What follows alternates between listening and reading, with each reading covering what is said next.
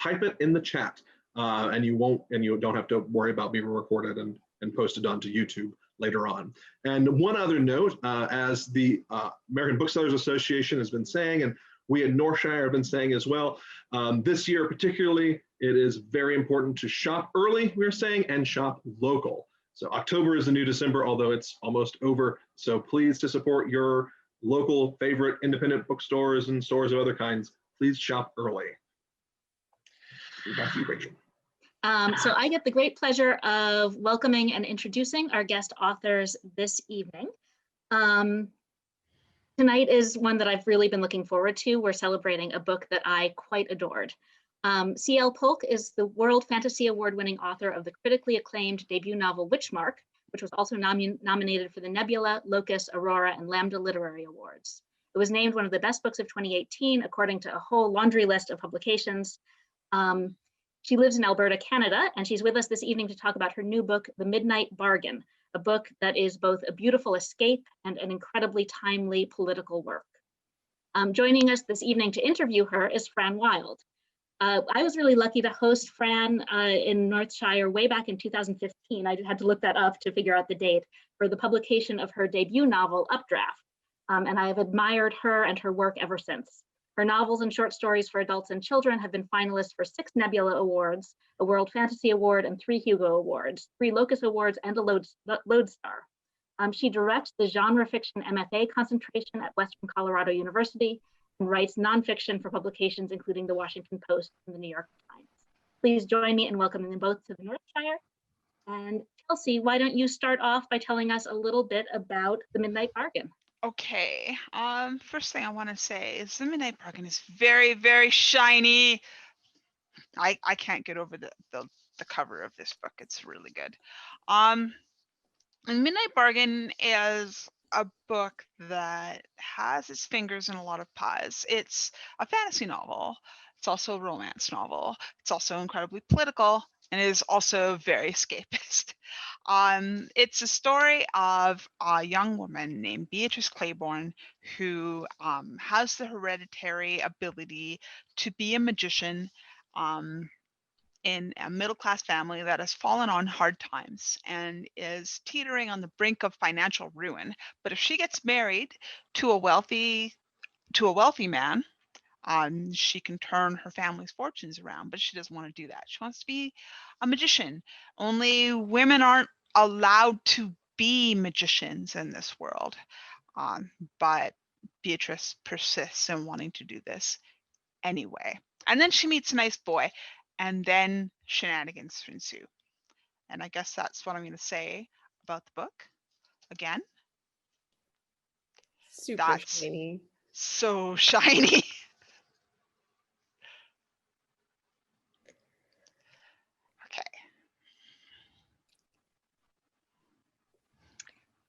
So Fran, if you want to take it away with some questions. Absolutely. Chelsea and I have been talking about this book for a long time. And one of the things that I love that you do in all your books, starting with Witchmark and your short stories as well, is you blend seamlessly aspects of different genres into one sort of new C.L. Polk genre. And it is a kind of magic that is very difficult to do. But if you take away any aspect or any genre from The Midnight Bargain, it's all necessary. You can't just pull one component out and still have it. You need the sorcery, and you need the Regency illusions, and you need the, oh no, we'll be ruined if you don't get married. How do you go about weaving together a story like this?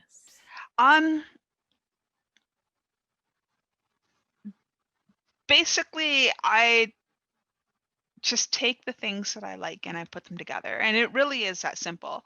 Because I read fantasy novels and because I read romance novels and historical novels and mysteries, I have all this stuff, but I don't really, when I'm writing, it's like I want this and I want this and I want this. And it's like they don't go together. So watch me. And so I just do it. I wanted to write this fantasy world because it was very clear in my head, but I wanted to write the romance plot. as kind of an expression of the political problems, and they all just kind of tie together like that. I'm not satisfied with an idea until I feel like I've got it all in my head. So that integration is basically done before I start writing.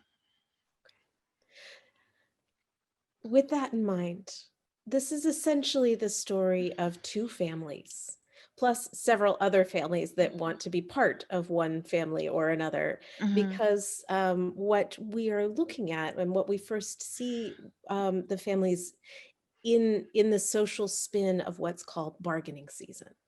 And bargaining season is a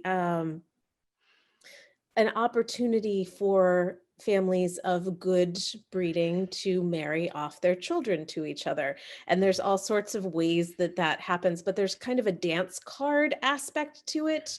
And there's a certain amount of electability or inelectability to the way that people are paired up. And some pairings have already been arranged and some are in the process of being arranged, but you have many different components of what would be a whirlwind social season packed into this story alongside magic and alongside politics. You've got the dances and the gaming, and you've got a picnic basket challenge sort of thing, who gets to purchase the basket and who gets to do things. How do you go about researching all of this? Is this because this goes beyond something like, oh, I'm very familiar with the Regency period? You're talking about manners and slights and double crosses through social setting. I kind of, because I've read the novels, and there were things that I read when I first read Jane Austen novels like Pride and Prejudice and Sense and Sensibility that I didn't understand when I first read them. Like, I didn't know what significance that they held, and it wasn't until later when I had gained more contextual information, specifically about manners and etiquette, and about the performance of good manners specifically, that I discovered what they meant.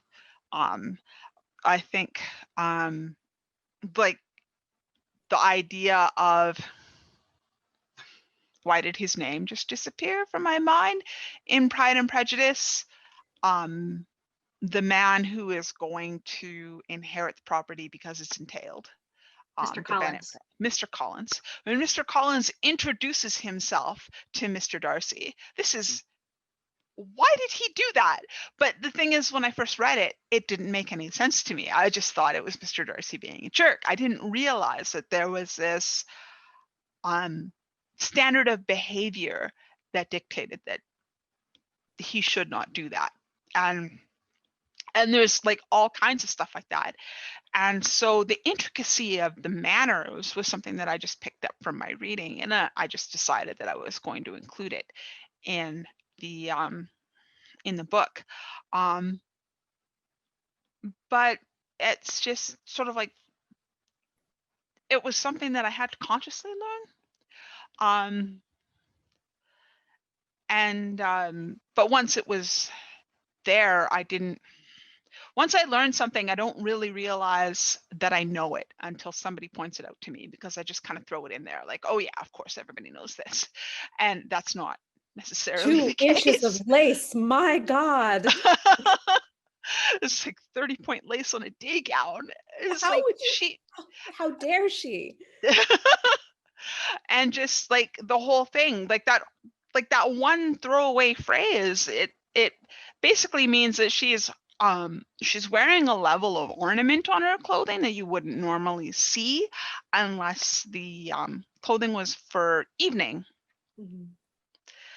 Because it's really expensive and really fancy. So I'm telling everybody, this woman is rich enough to wear this kind of lace on her day clothes. Look out for her. So it's an opportunity to see that social swirl, and that part is fun. But what isn't as fun is the structure of the society that we're in. And there are multiple, this is not a book that contains a monoculture. There are multiple societies, but the one that we're focused on has a very rigid gender binary where the women are expected to bear children, get married, bear children. When they do get married, they wear a collar that blocks their magic capacity. And that protects their children from becoming magical in a way that is destructive both to the child and to the family. And men are expected to uphold and maintain that element as well as they inherit the properties. Mhm. And this comes into play in many big ways because Beatrice's mother came to a marriage with a lot of money and then it was lost by her husband. And one of the other, I think, and I think that there is so much parallel with one of the other relationships. Someone is coming into a possible marriage during bargaining season with a lot of money but from a different part of the world. And that Mhm. intersection of culture and structure gets borne out all the way through the book in ways small and large. And you handle it so deftly.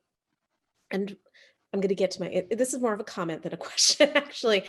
But I think what I loved most is that while there are people who behave badly, very badly throughout the book, there is no real mustache twisty antagonist, Mhm. except society is the antagonist and the Yes. expectations of society. Can you talk a little bit about that? Well, I mean, yeah, the central conflict of the book is very definitely woman against society, and about how people just accept stuff that isn't fair because that's the way it is, or that's the way it has to be, or if there was another way to do this, certainly we would be doing it this better, more enlightened, more just, more fair way by now already. And um I just kind of wanted to I just I just wanted to like kind of show like how monumental it is to want to do something that goes against the societal norm. It's I don't know, it's really hard to do. Um Even in a permissive society, it's like really hard to do. I mean, just ask any of your childbearing capable friends who do not want to have children what happens when somebody asks them what their plans for children are and they reply, I don't want any. Just go ahead and ask if you haven't had this experience yourself, and you'll get a chance to see just how huge societal expectations are. um and so I wanted to kind of pit one woman against the way we have been doing things for hundreds of years. Um, and so, like, I just did that. Like, I'm sorry, I can't tell you how I did it. I just wrote it down. Like, um, I didn't really sweat over it. I just basically was like, well, if I were in this situation, what would I do? What would I think? What would I feel? And I wrote it down. Thank you. I think one of the ways that you did it was you have a character who is very smart and very independent, who doesn't always make the right decisions. She tends to trip over her own feet a little bit in different ways, or she walks right into situations, not because she's silly. This is not a silly character. It's Hmm. because she's curious. And because she's ambitious and she wants to try, but society has given her no means to or supports for doing so. So she's just kind of, um, I wouldn't say a fish out of water necessarily, but she is trying to have all of the different aspects of the things that she wants all at the same time. And it gets her into trouble. And Hmm. one of the things that I love is that you allow her to get herself out of trouble as well. Independence and character agency are so vivid in this book. I um I just, I don't know. Beatrice wants what she wants, but she doesn't want to burn the whole world down to get it. She has other people to think about. And so she's trying to kind of carefully maneuver between all of the expectations that she's supposed to navigate as she tries to get what she wants. So her initial plan is, yes, I'm going to bargaining season, but I'm not going to succeed in finding a husband. I will make friends, I will have a good time, I will meet people, and I will do all of these other things. But the real prize is I'm going to find a way to become a master magician, and then I won't be able to be married, and I will be able to help my dad with his business with his business ventures, and I will be able to steer this ship right. And I don't need the credit. I just need to be able to do what I want. And so she wants to do what she wants, but she doesn't want to scare the horses while she does it. And so this combination makes it so that when she makes decisions, and she does them with the best of intentions, but there are always consequences, like the card party. The card party is so great. I want to get back to the parties and especially the food. I'm going to ask you a question about cake in a minute, just so you can be Okay. prepared. But beforehand, you mentioned that Beatrice has people she's looking out for and that she wants to make friends. And both of those things come to pass very early on in the book. And Beatrice is sort of close, but in a little bit of a rivalry with her little sister, Clara, who has studied everything and knows exactly how to do. She knows the rules of bargaining, the bargaining season. She just totally understands everything that Beatrice does not. Mhm. Meantime, Beatrice runs across a rival, sort of, in the form of Isbeta, who is a rival for certain reasons, but in other ways, Isbeta almost becomes another sister. And they become very, very close for a lot of different reasons. And I was curious about the idea, because Isbeta has a brother, Ianth, who is quite the catch, as some people have said. They are from the Lavon family. It is a very wealthy family. This would be a really great match for just about anybody. And Beatrice manages to find friends there, in part kind of in the same way that she makes families. She has a sibling relationship with them almost at the outset. And I wanted to to see if you could speak to that a little bit. Just the idea of siblings in a society where relationships, blood relationships, marriage relationships, and sibling relationships are really part of the social contract. Mhm. Well, I mean, Beatrice's main motivation for not rocking the boat is that she wants to make sure that she doesn't cause the kind of scandal that is going to bounce off on her sister Harriet. Her younger sister Harriet Harriet, is Clara, and it was Harriet. I'm sorry. her younger sister Harriet is like an expert when it comes to this whole bargaining season thing. She knows all about it. She's read about it, from etiquette manuals to the society pages to like novels that are set in Pendleton during bargaining season. So she's read the fantasies, she's read the reality, she's kind of mushed them all together, and it makes her like a wealth of information about what to do when you're hunting a husband.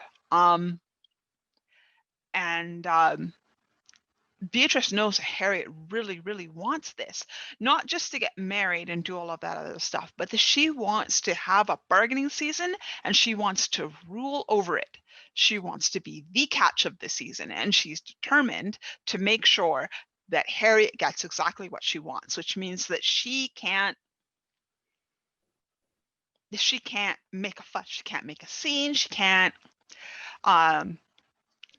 cause a scandal, she can't do any of that stuff. She's got to basically thread the needle, stay respectable, and like basically be a social success and a romantic failure. This is the task that she sets out for herself. And she does it for her sister. If she didn't have Harriet, this whole story would have been completely different. The thing about Beatrice and Isbetta is that when you first meet them, you assume that they're going to be rivals, that they're going to be enemies. But it doesn't turn out that way because they need each other. Isbetta needs Beatrice's skills and knowledge in order to further her own goals. And Beatrice needs Isbetta's collection of magical grimoires so that she can continue to expand on her knowledge. So they decide that they're going to join forces. And fairly quickly, they find common ground. They have the same interests. They have like pretty much the same goals, but they come at them from different angles. They complement each other. They get along very well. Like, and Isbetta, who knows that her brother Ianth is interested in Beatrice, is already sizing Beatrice up as a potential sister. So that flavors the way that she interacts with Beatrice. And yeah, it is, they do have a fairly close relationship right away. I loved that. And it complemented one of my favorite aspects of the book, which is the romance and the kissing, which I gotta tell you, is super hot. This was the greatest, like you did the tension and release beats of this romance so well. And I was cheering for them for the whole book. It was so sweet and it was so lovely. And everybody else in the background doing their mating dances and all of their bargaining season passes. And the competition, I loved that aspect of it. But what really made it work was those moments of quiet between sisters and almost sisters and mothers and mothers and absolutely not daughters. Did you had that wonderful mix of sort of the things that happen in the upstairs rooms when getting dressed versus the downstairs, social performance. And it was wonderful. I just loved that so much. So can I ask the cake question? Okay. Do you have time for me to ask a couple more questions? Okay. So one of the things that that I notice is food and drink. And I wanted to know, because there is a sense of the food is something that you're not supposed to touch or approach at the first ball. And Beatrice goes for it and has a bit. Can you talk about the choices that you made along the way as far as what Beatrice wants versus what Beatrice should do and how that is expressed in food? Okay. And it's not just Beatrice, but we'll let that stand.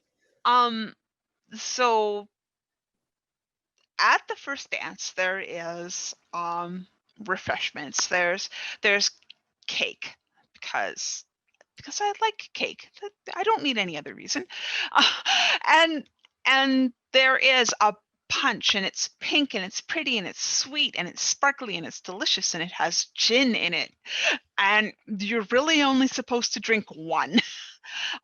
Because after that you're getting drunk, which means that you're at a higher risk of making a social mistake. It would be simpler to just not have gin at the party at all, but I'm mean, so that's what I did. But where is the fun in that? And so the cake in the first dance is important because when she makes the deal with Naughty the spirit that's going to help her in her magical endeavor, one of the things that Naughty wants is they want to be able to eat cake. They want cake. It's sweet, it's got frosting on it, it tastes good. And this is what spirits want. Spirits want material experiences. And so the other thing about spirits is that they are kind of like super intelligent toddlers. They're impulsive, and they don't have a lot of moral control. So they want what they want when they want it. And if they don't get it, they get upset and start kicking and screaming and cursing and hexing people. And so Beatrice is trying to keep Beatrice is trying to keep Naughty under control. And so she goes to get cake. But what Harriet would have never done, she didn't realize that she could not do, is she gets in line to get some cake, but the rules of politeness are that in the situation of communal food, women are served first in order of social rank. Beatrice is the only woman in line for cake. So what happens is the man immediately in front of her notices that she's there and gives way so that she can move ahead to the next man who notices that she's there and gives way so that she basically ends up getting shuffled up to the front of the line to get cake first, but she's attracted the attention of the entire dance because this was a mistake. She was supposed to wait for a man to get cake for her. And it's just these silly little things. That's the cake example. There's a lot of food in the book. The picnic baskets. How much fun did you have picking out the food for the picnic baskets? I basically scoured like food magazine ideas and compared them with the foodway document that I had made for the world building. Oh, you know, what do people eat? Like what plants, what animals, that sort of thing, and then converted it to their foodways. And so I came up with this idea that Isbetta's basket was full of incredibly expensive delicacies, and Beatrice's basket was like decent hearty food and really good wine. And it was just these kinds of decisions that I made because they seemed appropriate for the character. Yeah. I love that. Thank you. I have one more question before we can go to reader questions. So you guys, if you are thinking of questions that you'd like to ask CL Polk, please put them in the chat so that our hosts can help out. I do want to say before I ask this last question, thank you guys so much. It is so wonderful to be back at this bookstore and to reconnect with you all. Thank you for having us here. Chelsea, this is the last question I have about the Midnight Bargain, which is, can you talk a little bit about the colors? Because they are ornate and they are something that is commissioned, and the father in one case wants it to be a really nice thing for her, but they're not nice. They're not nice. They are not nice. One of the the collars are made of an alloy of silver and a metal that I just made up that has kind of this, it feels like to a spirit, it feels like licking a battery to be close to it. It's not pleasant, it's not good. But we don't necessarily feel a lot. When a magician is wearing a warding collar, their senses are dulled, they get tinnitus, and it just is kind of unpleasant. Like they just kind of live with this dulling, like colors are dull, sounds are muffled, things don't taste as good, feelings don't feel as feely, and their ears ring constantly. So, you know, it's no picnic. But because you can see it, it's an opportunity for wealth display. Interesting. Interesting. There is a lot of sort of intertwined, this is a follow-up question, totally stretching it, but there's a lot of intertwined aspects to power and wealth and debt and control throughout the book. Mm-hmm. And I think that the warding color is one of those, but it's not the only one. Well, I mean, there's lots of tiny little things that are about control all over the book. Manners are about control. in the early part of the book, Beatrice meets someone that she does not like. And through the encounter, she is telling herself the things she can't do. She can't tell this person off. She can't roll her jaw. She can't roll her eyes. She can't drop her jaw in surprise. She can't dump a drink over his head. She can't, like, there's just so many things that she cannot do because of the rules of manners. And the fashion is for women is restrictive. It isn't accurate 18th century historical fashion.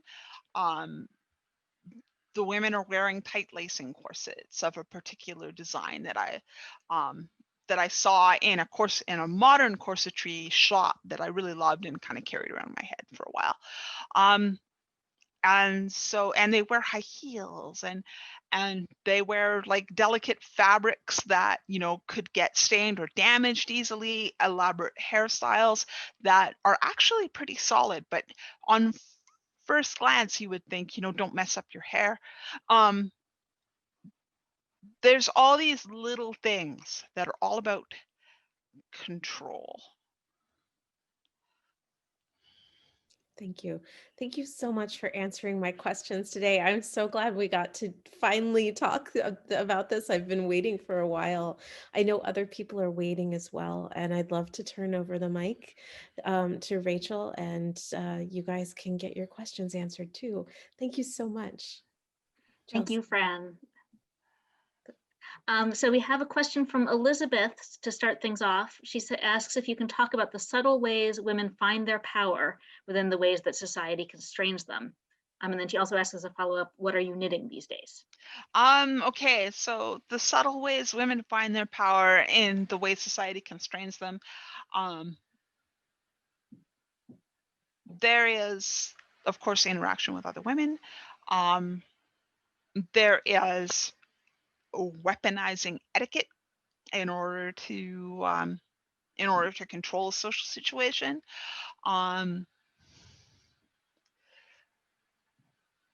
It's these sorts of things. It's very kind of like covert, don't let anybody really know what you're doing, but you know what you're doing, kind of.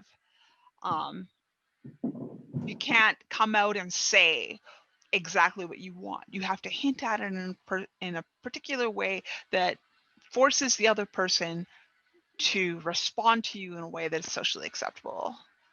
I guess that's it.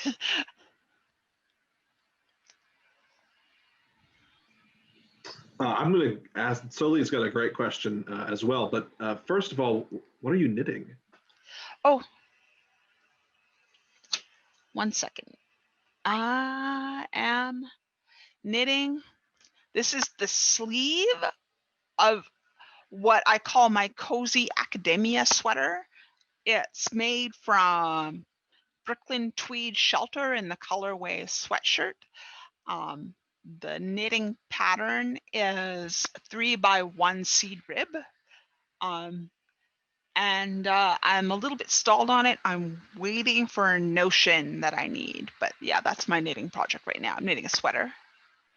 Thanks, that looks great. All right, Soli's question now. Soli Shin was wondering if you have a sequel in mind.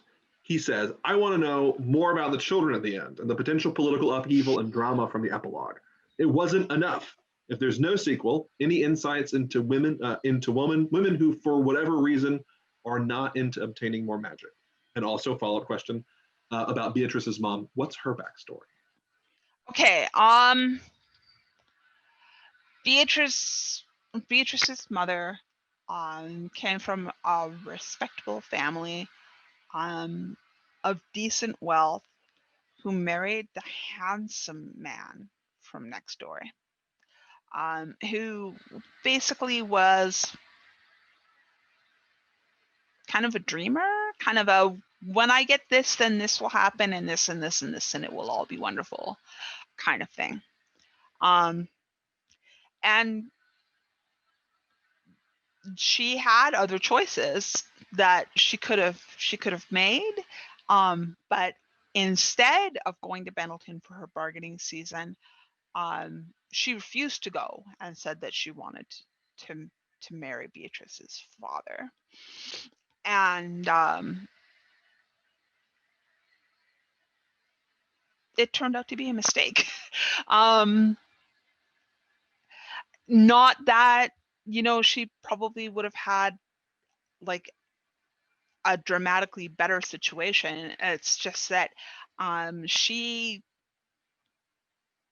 practiced magic as a teenager, got married, had it taken away, and recognized that her children should have the chance. So she taught Beatrice quietly how to break codes so that she would be able to stumble into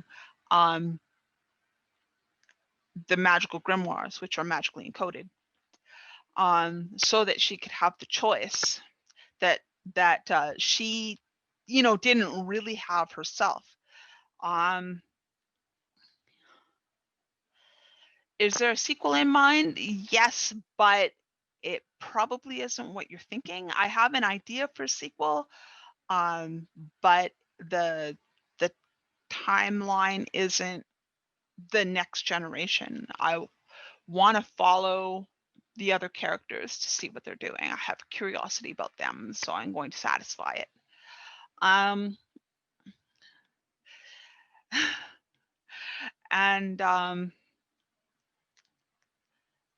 the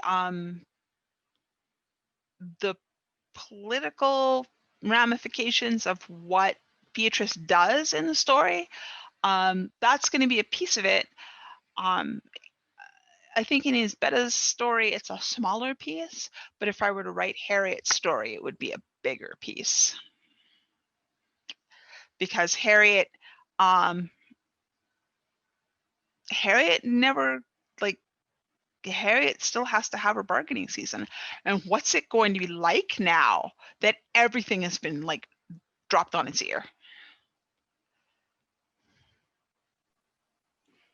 I loved Harriet's sort of slow awakening, and the way that she sort of serves, I mean, as this great almost world building tool in the beginning, because she's explaining to Beatrice what's wrong about what Beatrice is doing, which helps us to know as readers what this world is and how the rules work and the pieces fit together. So I think a Harriet sequel would be amazing. I would love to ask, if I may, about the world building specifically, because you had, you know, all of these different nations that seem to have, you know, obviously some similarities, but also a lot of differences. And I wondered, it seemed like there must have been a lot more of that in your mind as you were plotting this out to make it all work. Like you must have really sort of figured out all of these different places and what their worlds were like. And I wondered, you know, what that process was like for you of making that all work in your mind so that it would work then on the page. Basically, a lot of people ask me how I world build, and I don't know. It's cool. I'm gonna write it down. And then it's like, if a new piece comes along, I say, well, that's cool. How does it fit with the rest of it? Okay, I see how it fits. I'm gonna write it down. And so I concentrated most of my effort on the people from the other countries that you see, and not necessarily on anything. Like if it barely gets a mention, I didn't write very much about it. And so I spent most of my time working on Chaslin's world building, and so it's very much filtered through that perspective, and that I would have to do more world building as I went along. It wasn't like I did a lot. I did what I needed at the time when I needed it. Thanks. That kind of dovetails a little bit into Sarah G's next question. Could you talk a bit about Lanandrian society and how it treats women? It's much more liberal, but it still seems like women are treated as second-class citizens there. Are there ways that Beatrice, as Bet and Yant, hope to make things better for Lanandrians and women, even though they probably need it a tiny bit less than women in Chasland? Some of the big differences between the status of women in Chasland and Londonandris is that in Londonandris, if you're a woman, you can inherit and own property. You can manage your own finances. If you want to run a business, that's your business. If you don't want to get married, you don't have to. But the fundamental problem still exists. The problem that if you're born with the hereditary ability to do magic and you want to have a child, you need to wear a warding collar while you're pregnant in order to protect that child. It's just that they have better family planning. They have better ways of figuring that out. So they only wear warding collars when they need to wear warding collars and not at any other time. But the warding collar is still a reality there.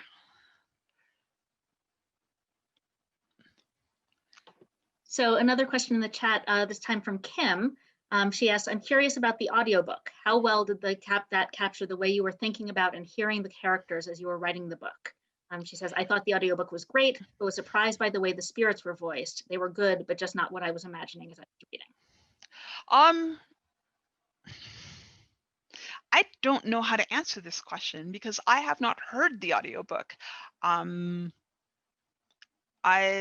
knew that Moira Quirk was going to do the narration and that she's really good, and I basically trusted her to do what she felt was right. But I haven't actually heard it. I don't have a copy of the audiobook.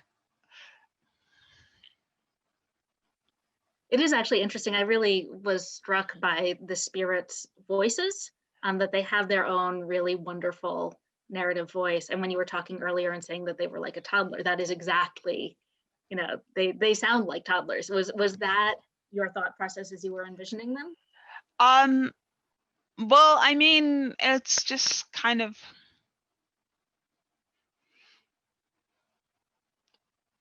I guess, I don't know. I'm not really good at answering these kinds of questions.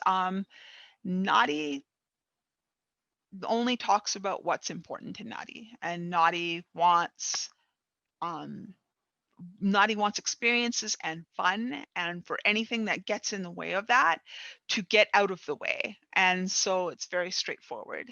And it's like every problem that Nadi faces can be solved with a hex. Therefore, hexing should happen.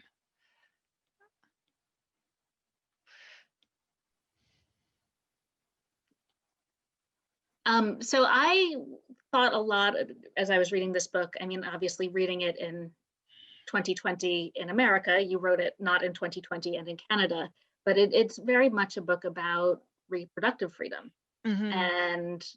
and the ways in which, patriarchy is created ultimately by a lack of reproductive freedom. And I wondered, I mean, obviously it's a very political book. It's, I think, meant to be a very political book.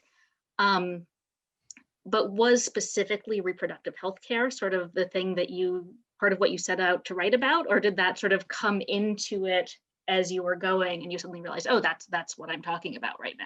The story didn't get started until I realized that what I really wanted to do was get mad about limits on women's health care and reproductive health, and the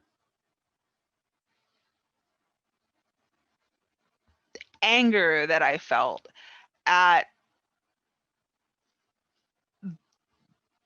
I don't even want to call it I don't know what to call it. It's necessary. Like reproductive health is necessary. It is necessary for people who are capable of carrying and birthing children to be able to control that process. It just is. And everything that gets in the way of that control annoys the hell out of me. And I was really angry about that when I first started writing the story. there were several times when I was like, hell yes, reading this. So thank you for it.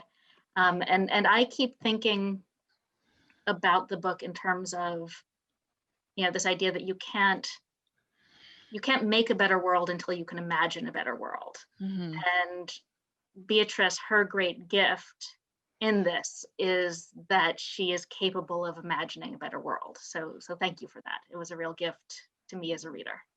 And I think Fran has another question. I totally do. This was one that I saved because just in case, and now I really want to ask it, given the conversation and the way it's going. Chelsea, what would be your most perfect hex? Well, I mean, what Natty does as a lesser spirit is they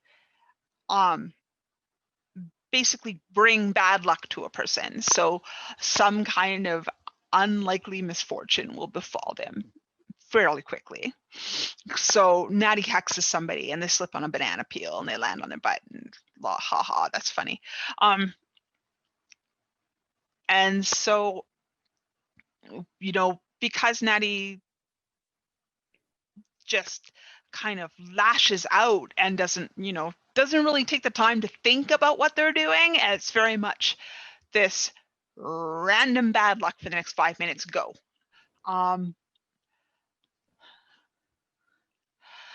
And so it's quick and it's unfortunate, and it's like basically if Natty has their way, then everybody gets this swift and unerring reprisal the second the infraction happens, and that's what they get.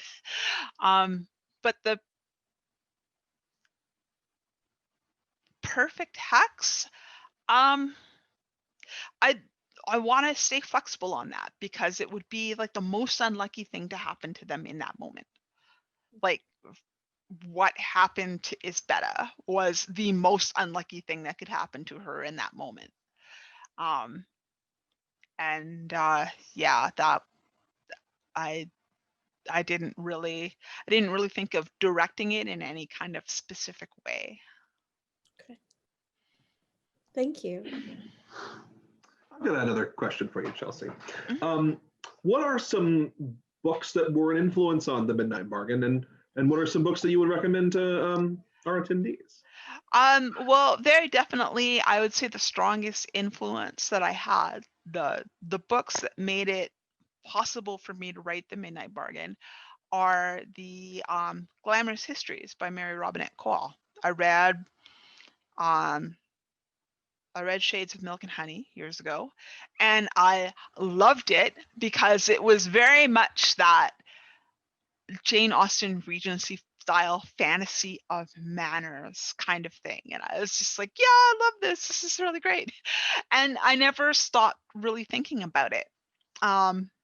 So that's like a huge influence for the book. And if you haven't read Shades of Milk and Honey, and you like that sort of thing, then definitely buy this book. There are more in the series. Start with the first and see what you think. The first one's definitely a romance. The second one changes its story structure genre. All of them are a little bit different, and I thought that was pretty cool as well. What else? Lots and lots of really historical romance novels, the mass market paperbacks with the woman in the pretty dress on the cover, with like alliterative titles like The Luckiest Lady in London and stuff like that. I read tons of those, and I kind of grabbed stuff from those kinds of stories. Very definitely had this thing. Another influence that I had was some of the reading that I did about the Western occult mystery tradition of the 19th century, like the Golden Dawn and all that. Kind of like ceremonial magic with like all the pageantry somebody asked a question about, how do you draw a pentagram? And I said, it depends on what you're invoking. And that's like 100% like old 19th century ceremonial magic kind of answer. I kind of love the pageantry and the ceremony of it, and I wanted to kind of have that going on in the magic system, so I took it from there. And weirdly, the movie E.T., which I watched a lot as a little kid, like incessantly, the whole thing about trying to hide E.T. in the house so that nobody knew that he was there, and the trouble that he got into because he was curious about things and he wanted to go around and he ran everybody ragged. You can draw a straight line between E.T. and Nutty. That makes a tremendous amount of sense hearing you say it. That's delightful. The reviews for The Midnight Bargain have been amazing. It's been getting a lot of great press and a lot of great attention. Has there been anything about the reaction since sending it out into the world that has surprised you? I'm glad that people like the book. I'm glad that people are seeing that it is both a political commentary book and a fantastical escape book at the same time. There was one article in the Mary Sue about the book that I really appreciated. Let me just.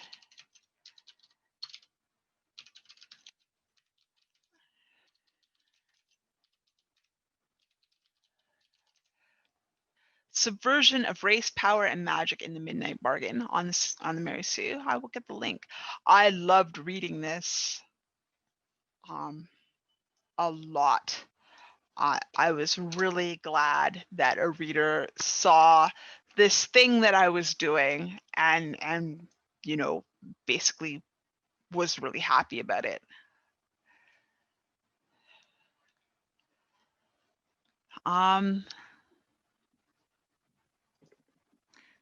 Yeah, I think that readers are really responding incredibly well to sort of the blending that you managed to create of, there's fantasy and there's romance and there's politics and there's escapism and sort of all of those things coming together. I think is really something that people are responding to very much. We're just about out of time. We have time maybe for one more question if either Davith or Fran has one that they were saving for a rainy day that they'd like to jump into. Well, yeah, I would be happy to ask one. We solely, I believe, asked if you've got a sequel, and you said maybe. What are you working on now, Chelsea? I am not working on a book. I am working on finding interesting things that could potentially go in a book. Is that the fun part? Yes, it's the funnest part. Well, I think the funnest part of research is actually the perfect place to end this evening on. Thank you, Chelsea and Fran, both. This has been really sensational. I've had the best time. So treat hearing you both. Thank you, audience, for being here. Please visit us at northshire.com, come back to future Northshire Live events, and remember to support all of your favorite independent businesses, not just us, and shop early this holiday season. Thank you, everybody, and have a wonderful night.